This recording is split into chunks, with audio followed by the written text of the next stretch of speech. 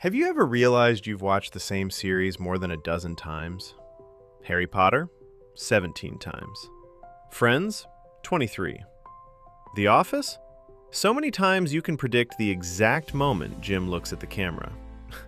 Your partner thinks you're strange. Your streaming service has stopped recommending new shows, and somehow you're pressing play on Season 1 again. But what if I told you your brain actually knows exactly what it's doing? Today, we're diving into the psychology behind why people rewatch their favorite TV shows and movies, and why it might be one of the healthiest habits you have. Let's start with the obvious question. Why would anyone watch something when they already know what happens? You already know Harry defeats Voldemort, Ross and Rachel get back together, Ferris gets his day off. So where's the excitement? Well, that's the point. Psychologists describe something called the mere exposure effect. Basically, the more often we're exposed to something, the more we tend to like it. Familiar music, old restaurants, that sitcom you've memorized line by line. Repetition creates comfort, and in a world that feels increasingly unpredictable, comfort is incredibly valuable.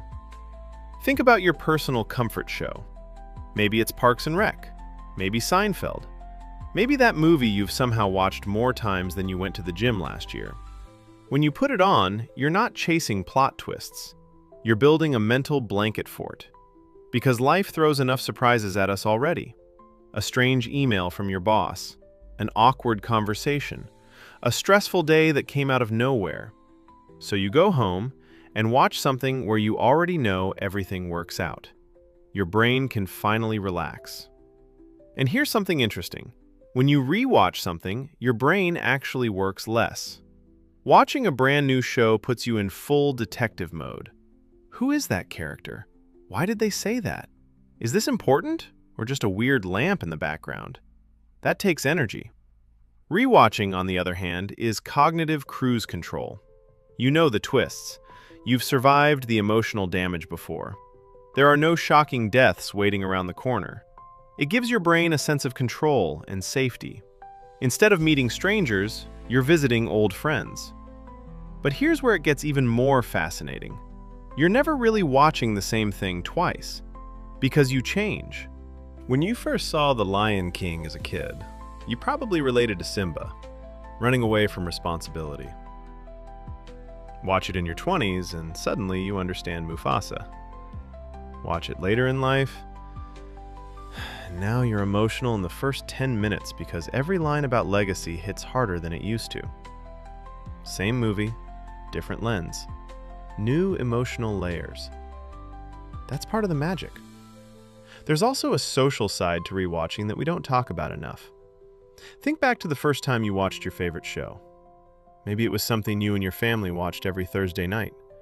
Maybe it was a movie you and your roommate played every December. Those stories become time capsules. When you rewatch them, you're not just revisiting the plot. You're reconnecting with who you were back then. Sometimes, you're remembering people. Friends who moved away.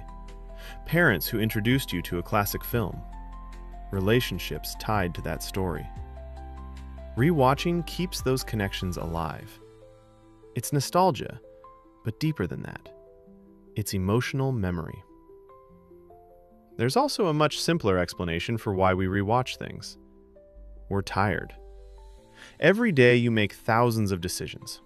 What to eat, what to wear, which emails to answer, which notifications to ignore while pretending to work. Choosing a new show feels like work. What if it's bad? What if you invest 3 episodes and hate it? What if it gets canceled? Or you could just put on your favorite movie for the 30th time and feel exactly what you expect to feel. Zero risk, maximum comfort, peak efficiency. And finally, maybe the most important reason of all. For many people, rewatching is a form of emotional regulation. It's self-soothing. When the world feels chaotic, you reach for something stable.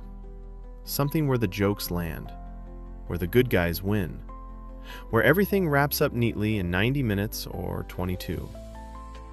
Familiar stories reduce anxiety. They give us a sense of control. They're basically weighted blankets for the brain. Predictable emotional beats.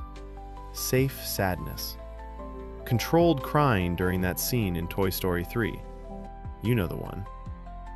So, the next time someone judges you for watching the same movie for the 15th time, hit them with the science. You're not stuck in the past.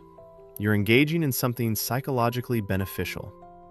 Something that promotes emotional stability, provides comfort through predictability, and helps strengthen your sense of identity through stories that mattered to you.